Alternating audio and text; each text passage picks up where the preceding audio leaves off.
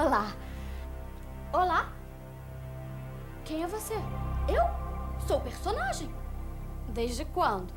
Desde quando inventaram a célebre frase, era uma vez. Essa frase me faz lembrar os contos, os mitos, as lendas, as aventuras fantásticas que me contavam quando eu era menina e que ainda me encantam. Eu sei! Essa é a maior alegria para nós que moramos nos textos, deslocar as pessoas no tempo e no espaço para que elas vivam muitas emoções. Por isso, estamos sempre à espera de alguém que nos leia e nos encontre. Olha, você entrou no espaço certo. Eu lhe convido agora para assistir ao programa Multieducação, que inicia hoje a sua série Literatura Infantil e Juvenil. Você vai ver e você vai ouvir vários contadores de histórias relatando o que está ocorrendo no mundo inteiro para que as pessoas leiam cada vez mais.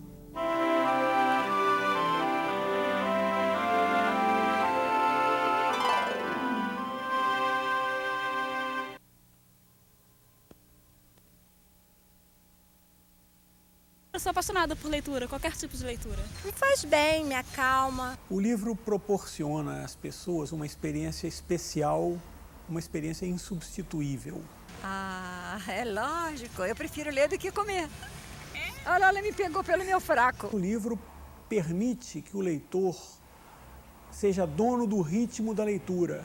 Ele pode pegar o livro, folhear, voltar atrás, ele pode parar para meditar, para sonhar, para divagar. Ele pode antecipar, ele pode ler em diagonal, se estiver muito ansioso, se estiver meio chateado. Toda a nossa vivência dentro da piscina, sozinho, né, um esporte muito individual, fazia com que a gente pensasse muito. Então, quando a gente lia e vinha treinar depois, vinha nadar, a gente trazia muitas das fantasias, das histórias, dos livros para dentro da piscina, ficava pensando, questionando aquelas coisas todas. Acho importante ler para trazer isso para a nossa vida pessoal, para a realidade e também para poder sonhar um pouco mais. Eu gosto de ler porque distrai a cabeça, né?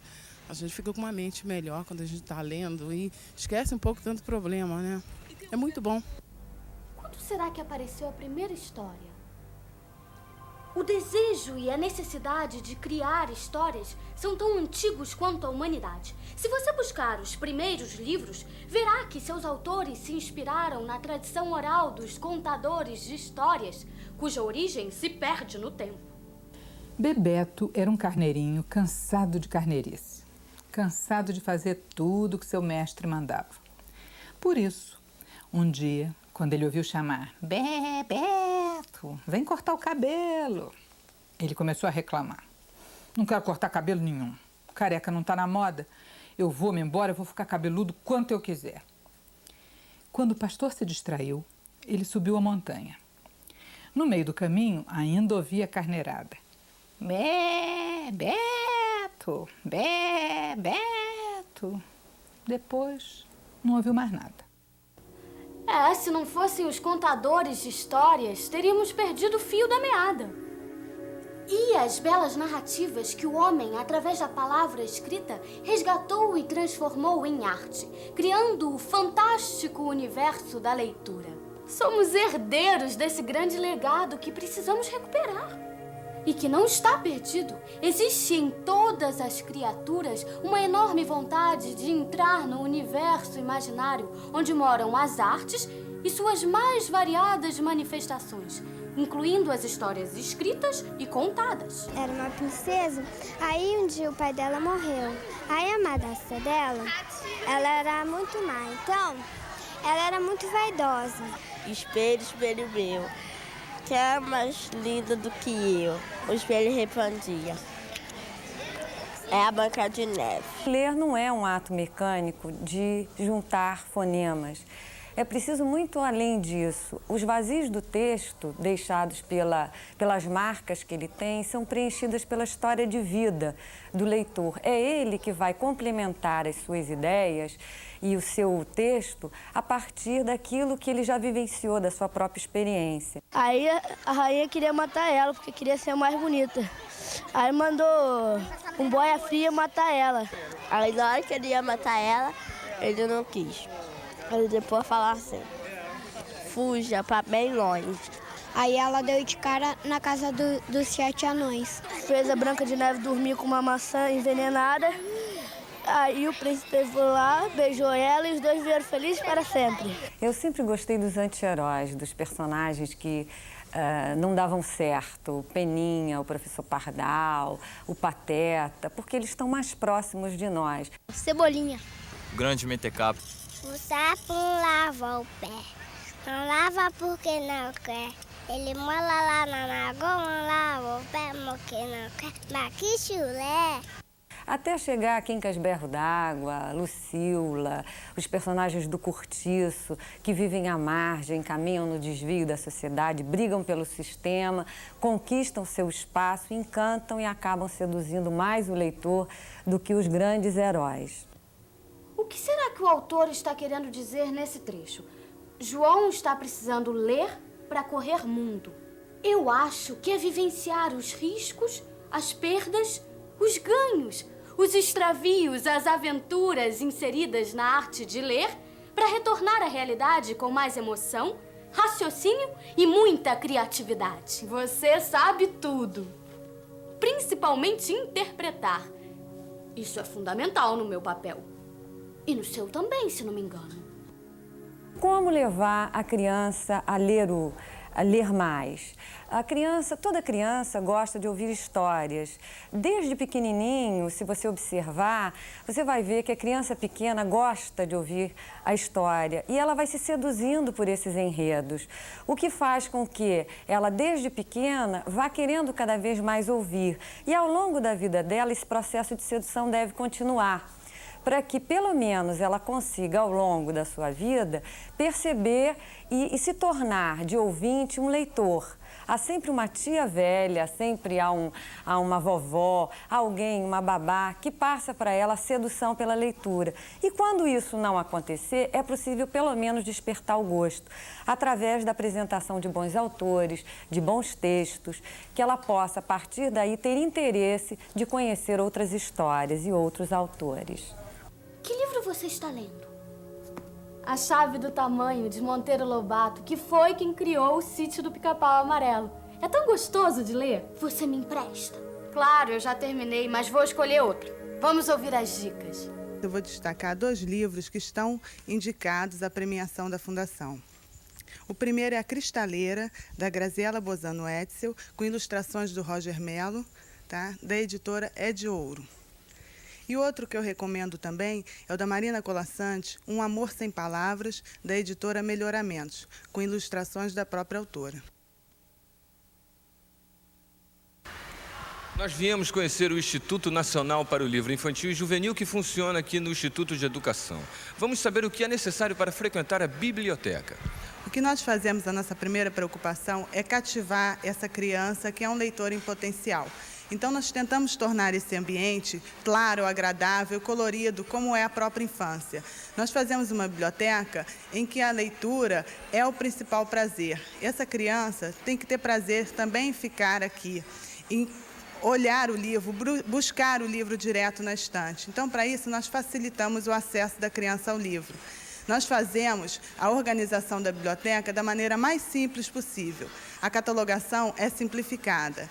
Nós classificamos os livros com código de cores. Nós colocamos também estantes mostruários e a criança sente vontade de ver o que tem dentro daqueles livros. O livro, por si só, infantil principalmente, já é um objeto atraente, bonito, e a criança sente vontade de pegar. Então, por isso, nós não escondemos os livros. Nós colocamos os livros à mão das crianças para que a criança pegue, para que a criança namore o livro, para que ela tenha vontade de ficar com aquele livro, de ler num lugar aconchegante. Nós colocamos caixinhas para que a criança procure o livro de forma como a gente procura em casa um disco, por exemplo. Então, tudo isso é feito para facilitar o acesso, para que a criança possa ir sozinha buscar o que ela quer. Você vem aqui na biblioteca, por quê? Porque tem muitos livros para me ler. Você gosta? Gosto. Qual é o livro que você está lendo ultimamente? O Menino Marrom. Super G. A Bela e a Fera. Entrevista com o Vampiro. É um menino marrom. Que era uma vez que nenhum colega dele gostava dele porque ele era marrom. Meu primeiro contato com o livro veio de uma forma indireta. Ou seja, alguém me contou uma história e eu gostei de ouvir aquela história com as implicações que tinham ali dentro daquela trama E eu depois descobri que eu tinha ao meu alcance, através dos livros, várias histórias, as que eu quisesse. Podia ficar horas me embriagando com aquelas palavras, aqueles temas todos. E a partir daí eu fui desenvolvendo o prazer de ler um livro, até que mais tarde o livro veio me ajudar bastante numa experiência que eu tive na escola, porque eu era um aluno muito fraco de matemática, eu tinha muito medo de matemática. E o livro O Homem que Calculava, do Mao Batahan, fez uma ponte para eu aprender melhor essa matéria, porque desmistificou um pouco a matemática através da forma como ele explicava as elaborações matemáticas, vamos dizer assim. Aí ratificou, ou seja, a partir daí eu comecei a ter no livro praticamente um amigo que me acompanha nos meus momentos de solidão, de reflexão, que me dá muito prazer. É muito bom você mergulhar na história de um livro. É muito bom também porque você conhece mais a sua própria língua, observando a forma dos autores escreverem suas ideias.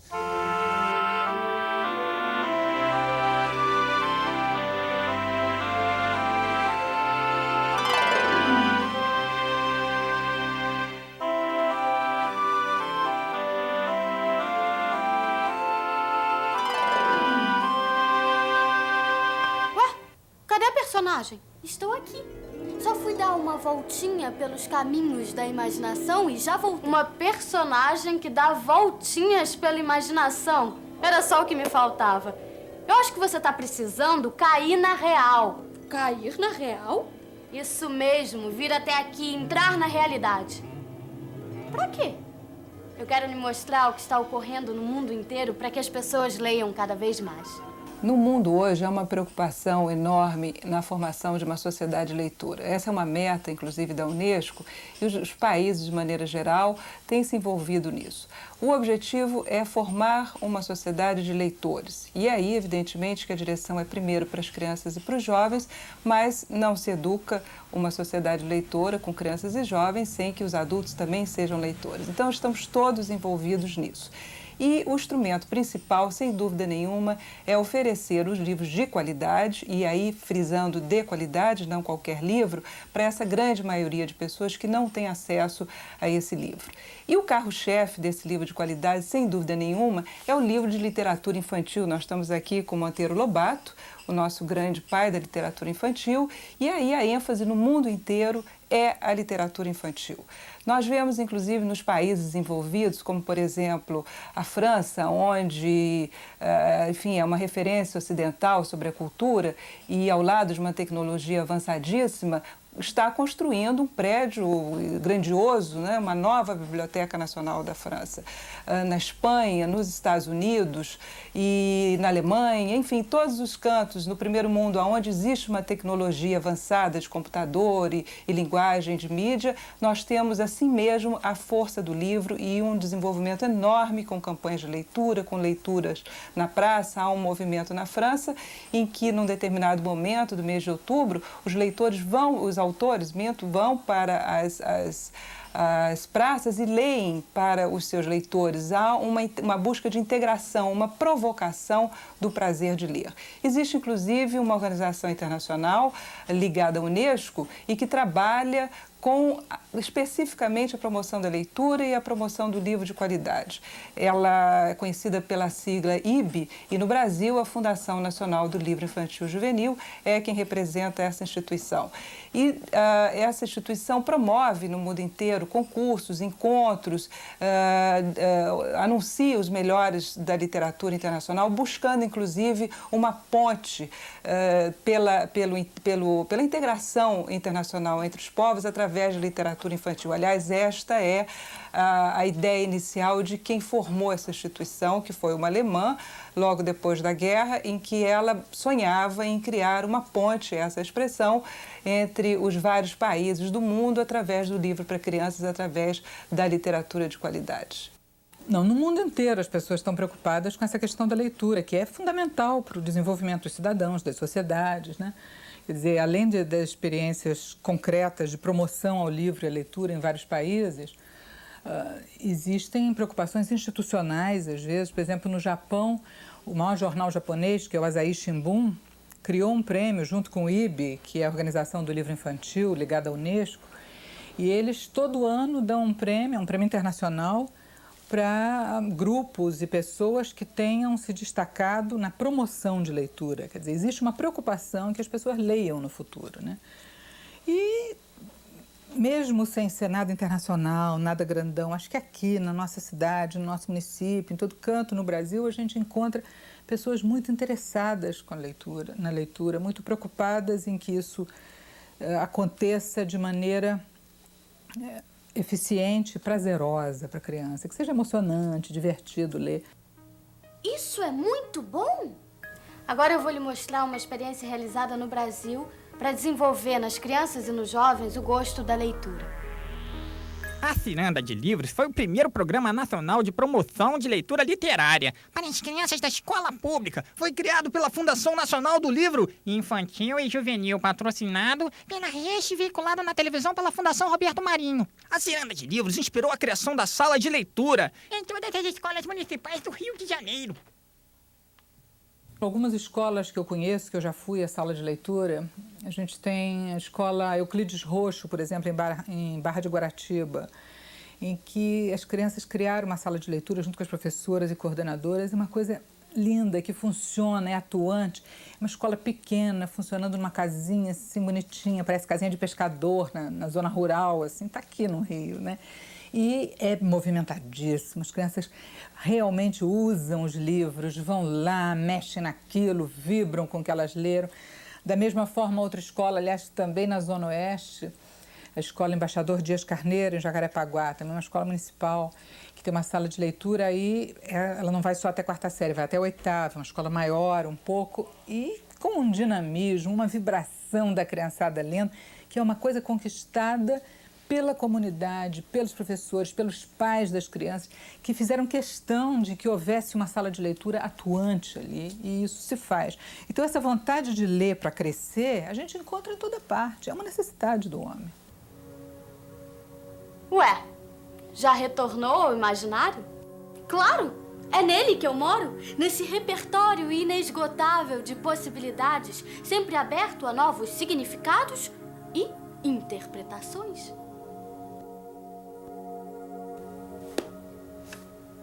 A leitura significa diálogo, não apenas entre leitor e personagem, mas entre linguagens, gêneros, civilizações, períodos históricos e possibilidades inéditas no domínio da arte. Até breve! Até breve? Porque o espanto? Você não sabia que no imaginário nenhuma história tem fim?